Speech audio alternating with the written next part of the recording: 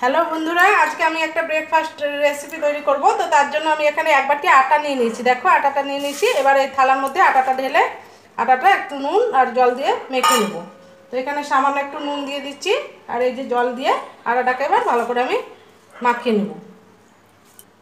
তো দেখো আটাটা আমার মাখা হয়ে গেছে। এই যে, তো এবার আমি আটাটাকে ঢেকে রেখে দিলাম। এবার একটা আলুর পুর তৈরি করব। তো আলুর পুর তৈরি করার জন্য আমি দেখো কি নিয়েছি। এখানে দুটো আলু ম্যাশ করে নিয়েছি আর একটা ডিম নিয়েছি। তো ডিমটাকে প্রথমে গ্রেট করে নেব। প্রথমে ডিমটাকে এভাবে গ্রেট করে নেব। তো দেখো ডিমটা আমার গ্রেট করা হয়ে গেছে। এবার আলুর পুরটা বানিয়ে নেব। তো আলুর পুর তৈরি করার জন্য আমি কড়াইয়ে তেল দিয়ে দিয়েছি। এবার সামান্য একটু কালো জিরে দিয়ে দিলাম।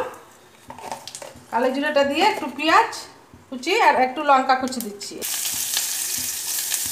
পেঁয়াজ কুচি আর লঙ্কা কুচিটা একটু ভাজা ভাজা করে নেব। দেখো পেঁয়াজ কুচিটা আমার ভাজা ভাজা হয়ে গেছে। এবার আমি কি কি দিচ্ছি তোমাদেরকে একটু দেখিয়ে নিচ্ছি। এখানে আছে একটু চাট মশলা, তারপরে সামান্য একটু চিনি, হলুদ আর নুন। এটাকে আমি এর মধ্যে দিয়ে দিচ্ছি একটু। এটা দিয়ে আমি এবার ম্যাশ করা আলুটা দিয়ে দেবো। ম্যাশ করা আলুটা এর মধ্যে দিয়ে দিচ্ছি। আলুটাকে দিয়ে একটু ভালো করে ভাজা ভাজা করে নেব। দেখো আলুটা আমার ভাজা ভাজা হয়ে গেছে। এবার গ্রেট করা ডিমটা দিয়ে দিচ্ছি। গ্রেট করা ডিমটা দিয়ে আবার একটু ভালো করে ভেজে নেব। তো দেখো আলুর পুরটা আমি রেডি করে নামিয়ে নিয়েছি। এবার এখানে একটা চাটুতে আটা নিয়ে নিয়েছি একটু দিয়ে, এই যে এই আটাটা দুটো গোলা করে নেব, দুভাগে ভাগ করে নেব, দিয়ে এবার একটা বেলে নেব। এবার এটাকে ভালো করে বেলে নিচ্ছি। এবার আটা বেলে নিয়েছি। এবার এর মধ্যে আলু আর ডিমের পুরটা দিয়ে দেবো। আর এটা খেতে খুব সুন্দর হয়। এমনি রুটি বা পরোটা যদি খেয়ে থাকে আর তারপরে এটা যদি খায়, তাহলে এই রুটি পরোটা আর খেতে চাইবে না, ছেলে বড় সবাই। তো আর আমার ভিডিওটা যদি তোমাদের ভালো লেগে থাকে তাহলে লাইক করবে, শেয়ার করবে। এবার এই দিক থেকে একটু আটকে দিচ্ছি। আর এবার এখানে সামান্য একটু জল দিয়ে এদিকটা আটকে দিচ্ছি। আবার এই সামনে একটু জল দিয়ে দিলাম আর এই দিকেও একটু সামান্য জল দিয়ে দিলাম, তাহলে ভালো করে আটকে যাবে।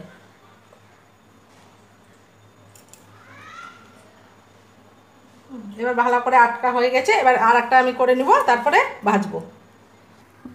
তো দেখো এবার আমি প্যান বসিয়ে দিয়েছি। প্যানে তেল দিয়ে দেবো। এটা ছাকা তেলে ভাজবো না, মানে হালকা করে তেল দিয়ে ভাজবো। এটা তো তোমরা আবার ঘি বা অন্য ইয়েতে ঘিয়ে ভাজতে পারো। ঘিয়ে ভাজলে ভালো, কিন্তু আমাদের পেটের প্রবলেম হবে বলে আমি ঘিয়ে ভাজছি না, এমনি ভাজছি। তো দেখো তেলটা আমার গরম হয়ে গেছে। এবার আমি দিয়ে দেবো ওইগুলো।